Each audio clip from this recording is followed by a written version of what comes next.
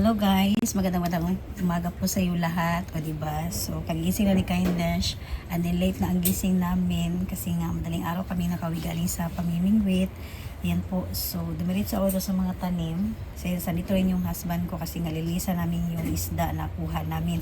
So dito lang po sa labas ng bahay at gusto ko din na ibahagi naman po dito yung aming nilagay ko po na sink namin sa bakuran ko. Ano ba yung mga purpose namin. So although yung nagsisimula pala ako sa pagbablog is talagang nabanggit ko na rin po ito. Pero ngayon po is uulitin ko lang rin po guys kung at gusto kong maipakita sa inyo kung ano ba yung talagang purpose, no, diba?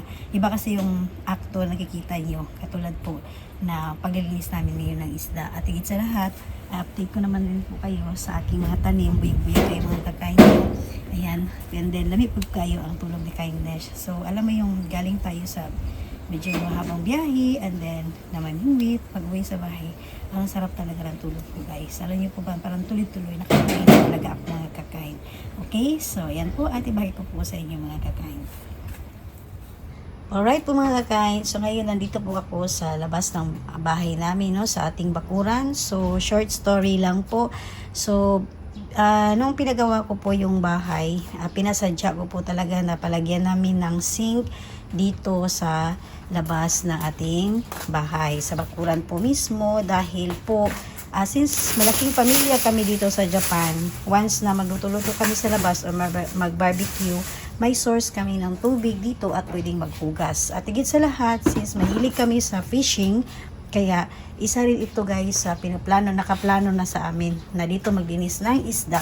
Katulad po ngayon na may huli tayo ng isda guys, sa mga nakaraang na-upload ko, no, dito namin linisan. So syempre kasi bihira lang namin itong magamit. Ayun guys, so medyo madumi siya. Kaya ngayon, before namin linisan yung isda, ayan, mag-need po muna namin linisan yung aming sink po dito. So ayan, so ito lang po yung binahagi ni Kindness. And then, ito yung hose namin na ginagamit dito.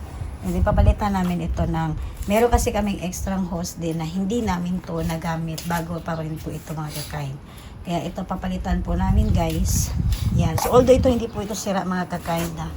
Yan, ito po yung ginagamit ko. So medyo makalat pa kasi nga galing kami sa fishing. Yan po, so ayusin lang po namin muna ito ngayon dito sa labas ng bahay. Okay? Right? And then ito pala guys, syempre guys, hindi talaga pwede, no, since nasa bakuran tayo, i-update ko na rin po kayo guys sa sitwasyon po ng aking mga tanim muli. Ayan, so yung kamatis natin guys, unti-unti na siya, ayan, nadadagdagan na. So yung malalaki na siya mga kakain. Ayan, buyag kaayo. And then sa itaas, ayan, nagdagdag na yung mga bulaklak niya, ay yung mga bunga niya rin po. Ayan, yan. Tapos yung isa. Okay, yan po mga kakain. And then yung ating sili, tamang-tama guys, yung huli namin, gawin namin paksiw. Tapos yung iba, yung ating Thai, lutuin namin escabeche. Ayan, paksiw na mahilig maglagay ng sili, pwede, no? Ayan, and then yung mais natin, alright po mga kakain. So muli ay ibahagi ko naman po sa iyo guys, no? Yan po, So ayan, unti-unti na talaga. Silabasa na yung kanyang mga mga kain. Binibilang ko to sabi ko 1, 2, 3. Yan yung niya. Sana tuloy-tuloy ito, no. Na matikman ko rin naman, no, yung mga tanim natin. Yan. So yung isa ang mas talagang mas klaro po mga kakain. Okay?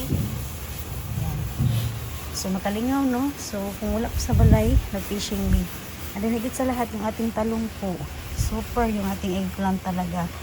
Parang next year siguro magtanim ako muli ng ating eggplant. Maladagdagan ko po ito mga kakain. Ayan, kasi ang galing pala ng eggplant. Once na mamunga siya, ayan, magtuloy-tuloy pala siya mga kakain. Ayan po, mga niya, sa itaas, mga bulaklak niya mga kakain, Tapos sa baba, diba? Tapos ito naman yung dalawa natin na puno din. Ayan yung tingnan niyo po. Sunod-sunod na talaga siya. Ayan. Malaki na. Happy kayo si Kindness yun. So gusto ko talaga na binabahagi ko lang ba, no? Pabalik-balik man yung ko. Pero gusto kong ibahagi talaga sa inyo guys. And then ito wow! Yung ating yan. Hi guys, happy kayo po. Nagpakita ano na yung ating bell pepper po, no? Okay, so magpahuli na tayo. And then cute kayo ako ang pipino guys. Kaya na po siya bunga. At sa taas, oh. Diba? So naka-harvest lang ko. Hindi ko na mabilang kung ilang harvest na po ako na aking cucumber kasi madalas minsan yung anak ko ang maka-harvest. Minsan ako naman nagmamadali. Asawa ko rin naka-harvest na minsan. Kaya hindi ko na siya mabilang. And then meron na naman akong isusunod. Yan. Okay. Diba? Unti-unti. So meron dito guys. Nagpapakitang na. Yan. Lalabas na siya. Diba? So paakyat ng paakyat. Ito rin sa taas. Yan po. So kahit sobrang init po, no? Minsan hindi talaga namin madiligan kasi nga minsan wala kami sa bahay, may trabaho, pero sulit po talaga mga kakain. Yan. Alright.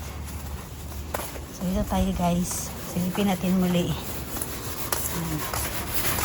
Okay, so thankful ako sa asawa ko guys, no, kasi hindi niya talaga ako pinababayaan dito sa bahay, sa palibot ng bahay.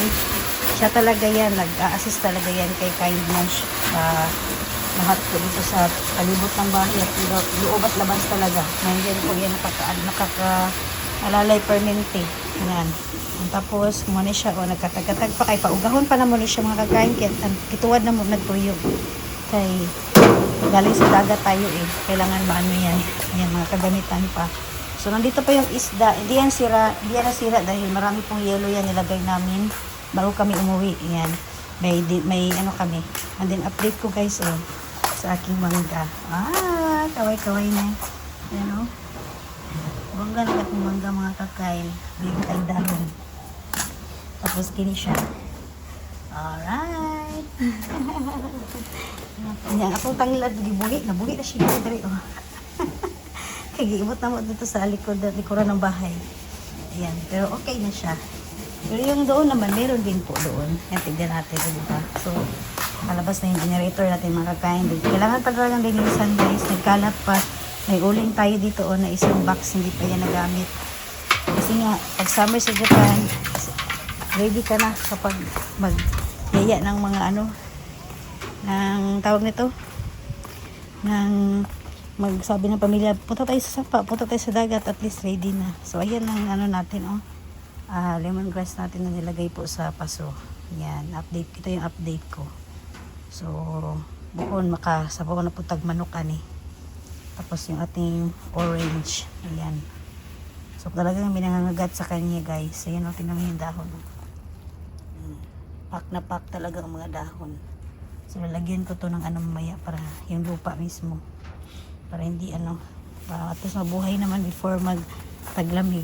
Sana makita ko sa inyo yung maka-harvest tayo niya kasi dati nakakain ako niyan Ay, thank you Lord. Na happy June ko. Talagang yung tanim natin. So pakabangan nyo siguro next year mukhang dadagdagan ko na naman yung mga tanim natin guys. Ayan. Okay.